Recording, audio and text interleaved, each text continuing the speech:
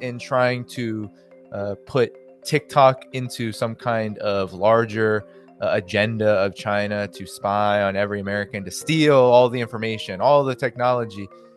This is something that the United States has been doing for a long time.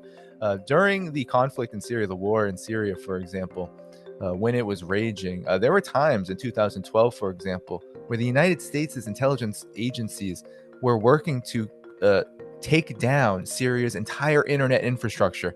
We are talking about the United States, which has the most advanced mechanisms of surveillance in the world, which is spying not only in each and every one of us, but is attempting to do this also to each and every one of its so-called adversaries as well. We know the kind of technology that Israel employs. Israel would not be able to do what it did, for example, to Lebanon without the US's support, especially intel support. This is often understated because there's this idea that like Mossad is the biggest and baddest, but the truth is that if Israeli intelligence didn't have the US to lean on, it wouldn't be able to do these horrific things like we saw in Iran, of course, like we're seeing in Palestine, Lebanon, etc. So the fact of the matter is, it's absolutely absurd to believe that China, which has a track record of investing in itself, and when it does invest abroad, it is doing so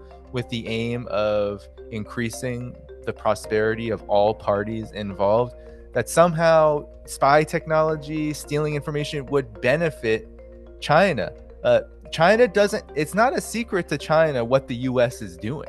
The United States is not necessarily hiding its overall agenda against China. So I think it's a very telling moment in history where we have the United States' empire's mask completely off, and now they are resorting to those who control it are resorting to the most heinous and absurd of lies to essentially cover up what they themselves are actually doing. And I think that's the big lesson and takeaway from this absurd campaign against China vis-a-vis TikTok.